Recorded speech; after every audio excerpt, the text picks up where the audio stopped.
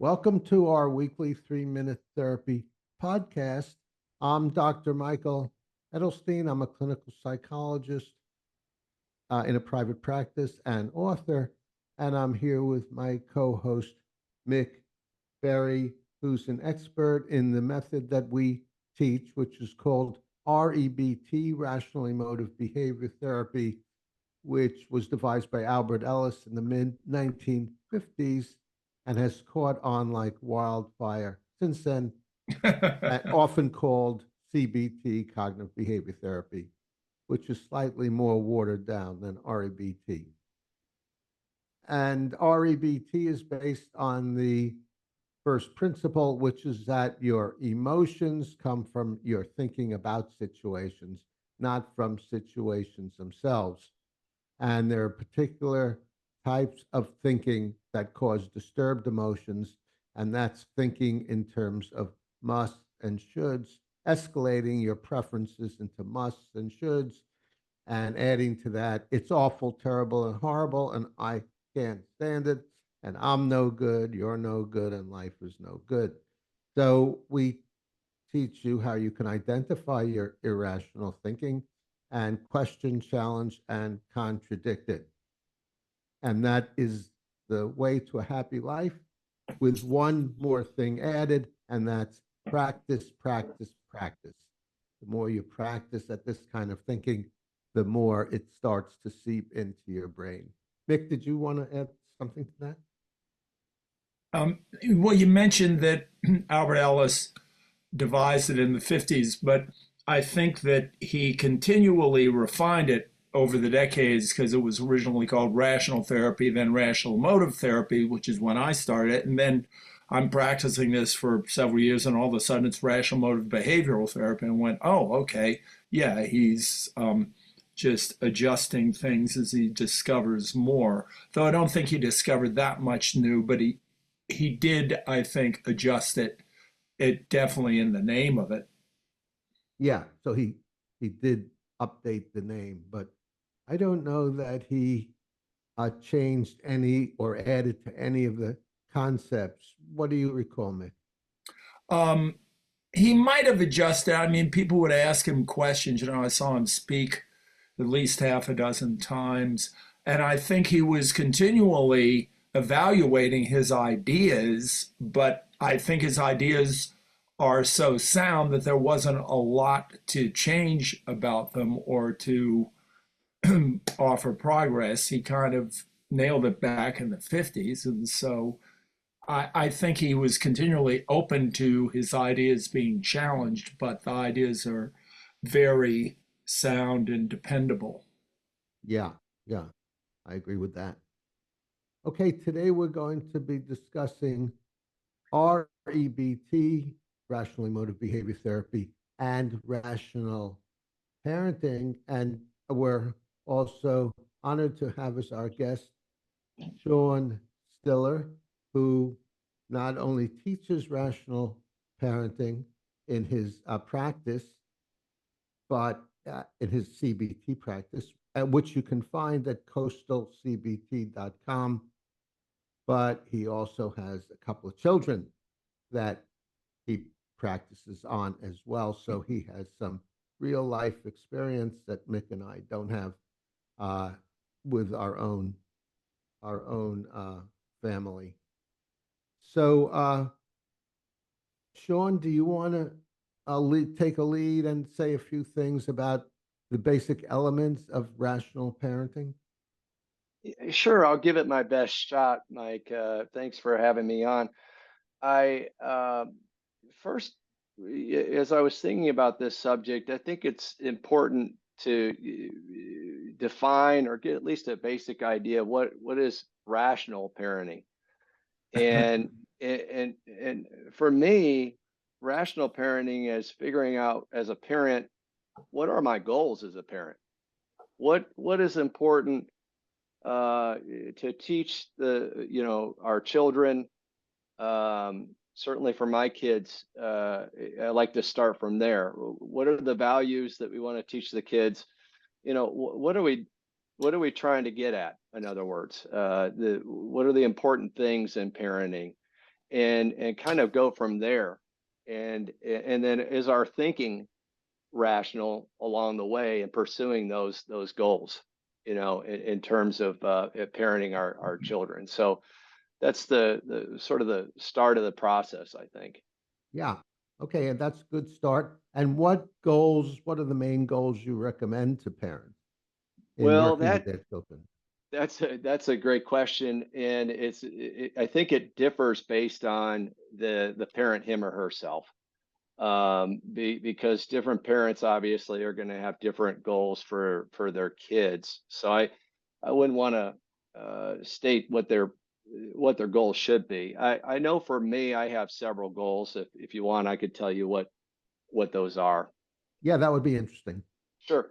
So for me personally, as a parent, um, the goals, and I've talked to my wife about this on several occasions, is one is to just help them develop their own goals. What is that child interested in within reason? What is his or her interest?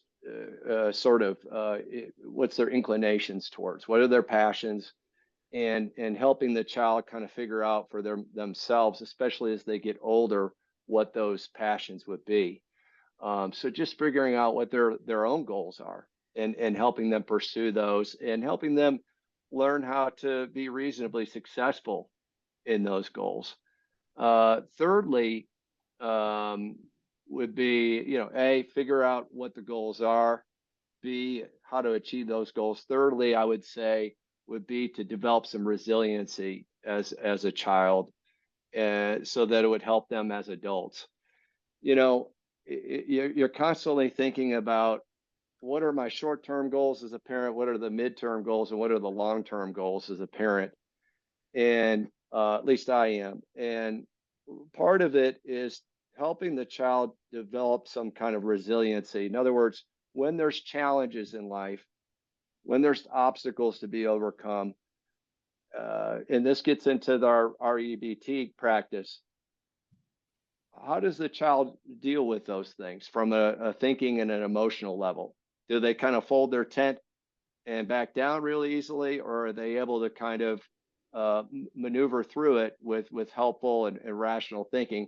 Of course, it's all age dependent. Rational thinking that we're teaching a 4-year-old or a 5-year-old is going to be different than a 7-year-old, than a 14-year-old, etc. But how can we develop that? And then lastly, how can they enjoy the process? Going through life just achieving goals is not what I want to teach the children. I want them to be able to happily achieve, if you will. How are they able to somewhat enjoy the process, have gratitude in their life? And those are sort of the 4 goals, I guess, that we have for our children going Oh, forward. that sounds thorough. Mick? Yeah, Michael, I wanted to correct you. Yes, I have no children, biological children of my own, but I teach a great number of children, and many of them I've taught for over 10 years. I'm a drummer, and I teach drum lessons, so I have a great deal of experience working with children. I've taught them as young as 2, actually. And so, Sean, you said to find the goals of that all makes sense. I think it's a great idea. Find out what the goals of the children are. But in raising children or dealing with children, I have found that there are a couple of things that I like them to learn that they're going to benefit from, one of which is learning to think and behave in self-helping rather than self-defeating ways. I would think that that would be something that virtually every parent would want to have, if they might not be able to express it in those terms. But also, I think that in dealing with children, one of the most perilous aspects of it is just the fundamental truth that we're dealing with a human being here, and human beings are marvelously gifted at upsetting ourselves and making our lives much harder than they need to be. And this is a characteristic that every human being has to one extent or another. And some people inherit, like Michael has told me, he's never had a problem with anger, and he thinks he inherited that biologically from his mom and dad. Anger has been something I've had to work with my whole life, and my father was the same way. So I think there are a lot of biological things that we inherit. I'll try to make this quick, but it seems to me there are some fundamental goals with children, just making sure that they're healthy and that they're protected. And in order to accomplish that, we start with, I think, if you're going to be practicing rational parenting, the more rational you can be, the more equipped you're going to be to deal with things. And you can bet that in dealing with other people, particularly children, they will thwart our goals continuously. We will have many goals and they will get in the way. And here's where we come to butting heads. And so what do you do in those situations? So anyway, those are just some thoughts I've had. One last thing, my therapist once pointed out that the psychological problems people have generally are the same thing. I know that I had a problem with anger when I was 2 years old. I can remember when I was 3 years old, not getting my way and just getting so angry about it at the age of 3 or 4.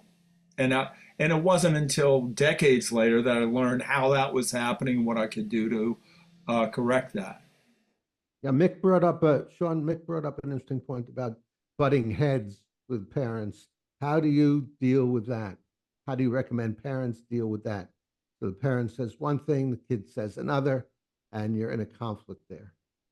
Yeah, wow, there's no perfect answer on that one, I would say, but I love what Mick was saying about just being fallible human beings as we are. I think that's where he's heading. And one thing that you mentored me on, Mike, was I think I talked to you one time about my kids, and my goal was to be, I noticed I was getting angry at times or overly impatient. And I said, well, my goal is to be calm. And I think you cut in, and I'll paraphrase, no, your goal is not to be calm. Your goal is to be just rationally irritated or be rationally annoyed. And you have no idea how much that helped, that distinction. Because like you, Mick, I do have a tendency to be a bit hot-headed.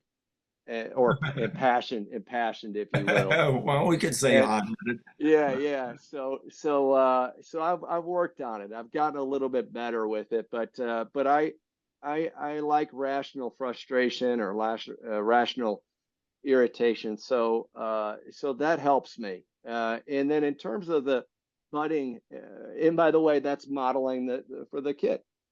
How does daddy handle his frustration? Right. And part of it is not developing these secondary disturbances where we just make ourselves upset about being upset, which just amplifies it exponentially. And, it's like, I'm a human being first. Once we accept that, life can be a hell of a lot easier. Now, still going to be roadblocks. So teaching the child that in terms of butting heads, I believe in really just good empathy skills.